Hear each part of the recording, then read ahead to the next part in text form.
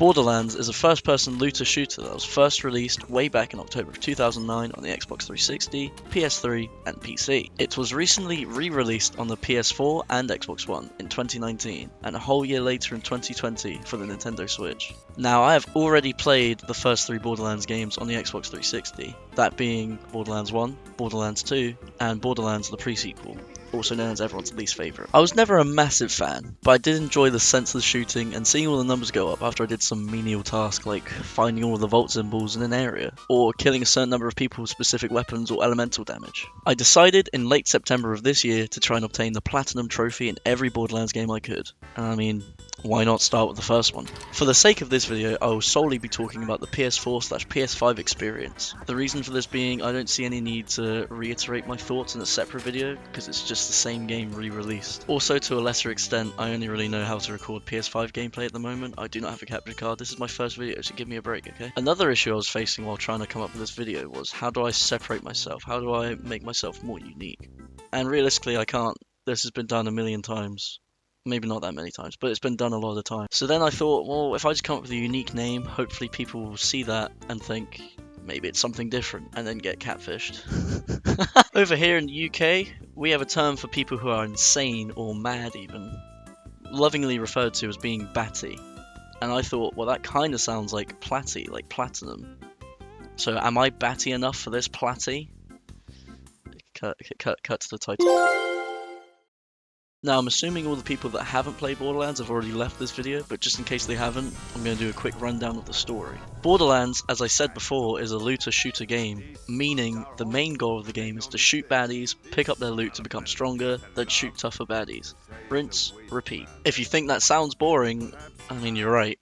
But luckily Borderlands has a lot more to offer than just shooting baddies.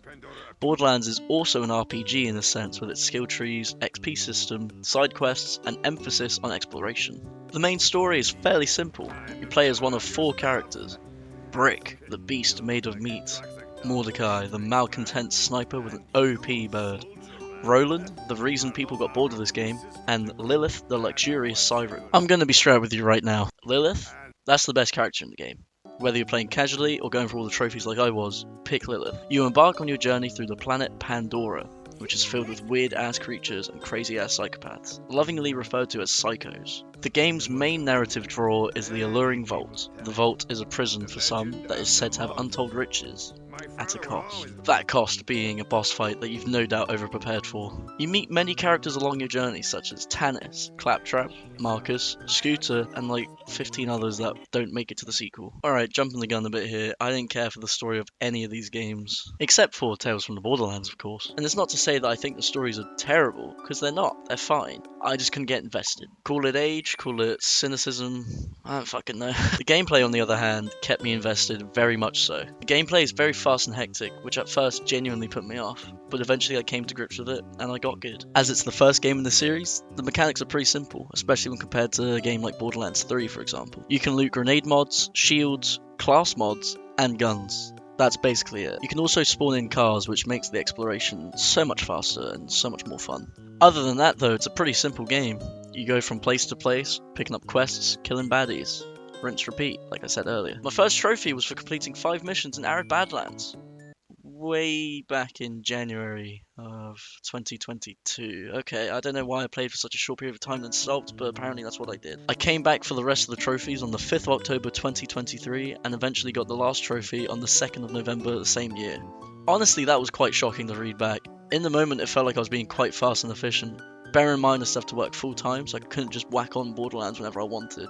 Having said that, I definitely could have saved more time. After beating the game, you unlock a second playthrough, which essentially acts as a new game plus for the character you just played as. There are multiple trophies related to your character's level, the highest of which being 61, and by the time you beat the game, you will not beat that level. So the second playthrough basically acts as a grind session. So in my head, it made sense to do the DLC trophies on the second playthrough as I would gain more experience. Now that sounds quite efficient, you would think, but it wasn't. When I first tried the Zombie Island DLC, I was very low level and got my ass handed to me immediately. I grinded through the story a bit in the second playthrough, and I eventually came back at around level 40. Sorry, I skipped the base trophy list and went straight to the DLC, but to be quite honest, the base trophy list is pretty simple. It's your general run-of-the-mill trophy list, you know, beat the story, explore every area, get to a high level, you know, stuff like that. You've got trophies like Pyro, 1.21 gigawatts, Face Melter, and Master Exploder, all of which ask you to kill 25 enemies with each of their respective elements. The only difficulty you may face with the base game is the multiplayer trophies. Now, luckily, you can do most of the multiplayer trophies with just a second controller. No need for any mates just yet.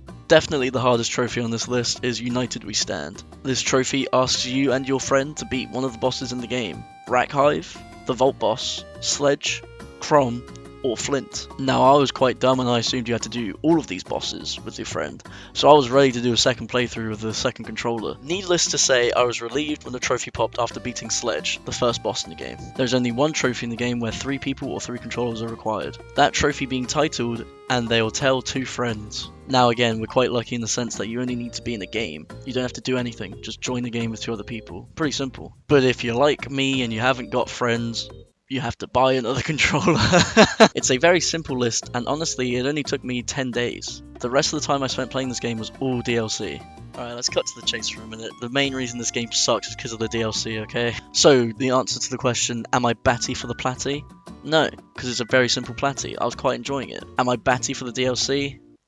Well, let's talk about it. I briefly mentioned the Zombie Island DLC, and while it was a pain in the ass to complete, that was solely my fault. If I had tackled it on my first playthrough as opposed to the second, it would have been so much smoother and so much quicker. There's a quest in the Zombie Island DLC to get 250 brains, which zombies drop after you headshot them. Make sure to get this quest as soon as you can, and you will save yourself a bunch of time. Beat the DLC and beat the side quest, and you're good to go. Next up is Mad Moxie's Underdome Riot. This DLC is very simple. It's just 3 Colosseums that are accessible from the start of the game. All you have to do for the trophies is to beat the 3 lesser Colosseums and the 3 larger Colosseums.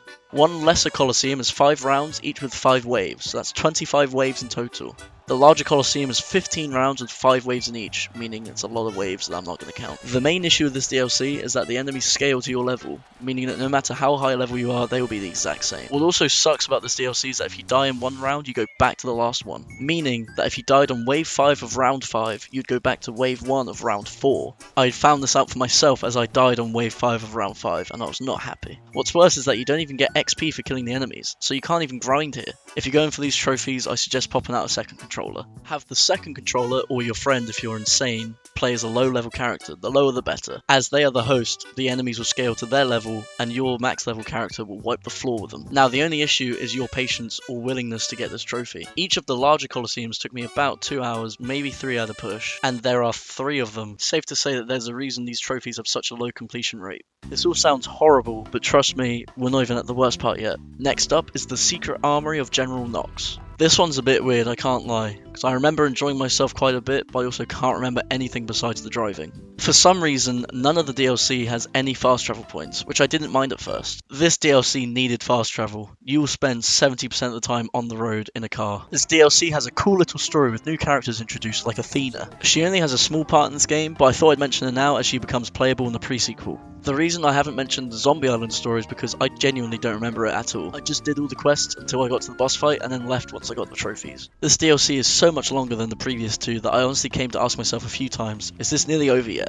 The trophy list is pretty simple. Beat the story, get to level 61, and then finish all the side quests. Apparently there are glitches with some of the side quests in this DLC, causing people to be locked out of the trophy. I didn't run into any glitches trophy-wise, so I'm not entirely sure what the issue is. I suggest following the roadmap that I have linked in the description. As I said, I never got any glitches, but that's probably because I was following this roadmap. Now, the real meat and potatoes of this DLC is the side quest, You Will Die. It's quite a fitting name as you have to beat the hardest boss in the entire game. Probably the hardest boss in any Borderlands game if I'm being honest. He's called Cormorax the Invincible. Sounds pretty easy, huh? First things first, he's always going to be 3 levels higher than your character. So even if you got to the max level, he will be 3 levels higher than that. Secondly, he is invincible. Full stop. The only way to kill him is by shooting all of his weak spots. These are the joints of his claws, his eyes, and his back. Now, I know this still sounds easy, but trust me, it gets worse. Cormorax spawns a lot of little maggot buddies that will fuck you up big time. They're all elemental based as well, so if you only have fire weapons, then well, sucks for you I guess. Oh, and to top it all off, Cormorax's attacks are all one shot. You're probably wondering how the fuck do I actually beat this guy? And that's good because I'm going to tell you. So in order to beat him, you need to 1. Destroy all of his weak spots very quickly before he can hit you. 2. Fend off his little baddie buddies before he or they can hit you. Oh, and did I mention that his weak spot on his back? He doesn't even show you half the time. There's a little pillar in the middle of the arena that you need to goat him around in order to shoot his back. But trust me, with everything else going on, you will not get this first, second, or even 10th try. Now, lucky for us, there is an exploit. If you pick Lilith. There is a little ledge that if you sit on, Cormorax can't hit you. On top of that, he gets locked in his animation of raising his body up, which allows you to shoot his weak spots. As soon as the fight starts, pop your siren ability and go straight for this ledge. If you're in the right spot, the Cormorax will do his animation and the maggots should leave you alone. If you move too much on the spot, it's not much of an issue, just watch out for the maggots. Again, the hard part is hitting his back, which is near impossible from the ledge. Once you've destroyed all his weak spots on the front, pop your siren ability again, try to get behind him as fast as you can, and try to shoot the back as fast as you can. It took me about 5 or 6 attempts and I finally got it, but trust me, it was not easy. Now, in spite of all of this bullshittery, this is still not the worst DLC to come of this game. Like I said before, I really did enjoy this DLC despite all the driving and the hardest boss on the planet. It's definitely the most fun of all the DLCs in my opinion. If you've played Borderlands and you haven't played any of the DLC and you want to try one out, I definitely suggest the Secret Armory. I guess we have to talk about the last one now, huh? Okay, let's just get this over with. The final DLC released for this game was titled Claptrap's New Robot Revolution. Even while writing the script for this video, I'm trying to find other things to talk about. Like, seriously, you guys actually want to hear about a Claptrap DLC? Okay, so this DLC is also relatively short if you're just playing it for the story. Hell, even the side quests don't take that long. This is a short-ass DLC. Why the fuck is this guy complaining? Well, the answer to that question is 3 letters. RNG. Half of the trophies on this list are for gathering collectibles from this DLC. All of the different collectibles have different drop rates, and are only dropped from Claptrap bots you fight during the DLC. Truth be told, I got all the trophies for this DLC in one day, except for the collectible trophy. The Lubricator, Bubble Trap, and What a Party. These 3 trophies ask you to collect 25 oil cans, 15 Claptrap bobbleheads, 15 pizzas, 5 fish in a bag, and 3 panties respectively. Now here's where it gets stupid. Well, more stupid than collecting panties. There is no in-game counter for these collectibles you pick up, so you better keep track of it yourself if you want to know how close you are. If you picked up Tannis' quest at the beginning of the DLC, then every Claptrap bot will drop gears, mechanics, or wires, none of which are needed for the collectible trophies. Also, the Claptrap bots only drop one of these collectibles at a time if they even do drop them, meaning that if they don't drop one of the previously mentioned gears, mechanics, or wires, then they'll drop a collectible you've already seen 15 times. This whole situation basically calls for you to grind out a bunch of Claptrap bots, or rather farm them. The main boss of the DLC is a giant Claptrap that spawns regular sized Claptrap bots, and much like Cormorax, there's a location where you can sit and not get hit.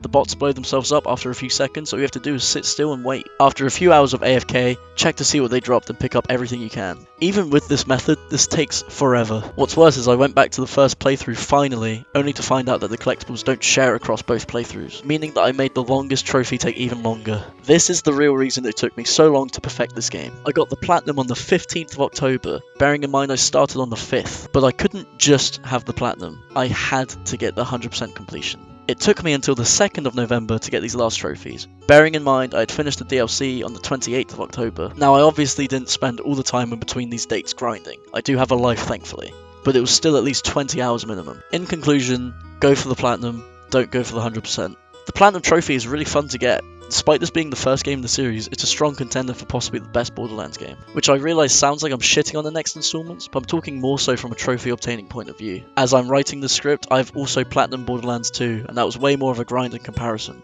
But I also think that 2 was the better game for many reasons that I'll get into when I make that video.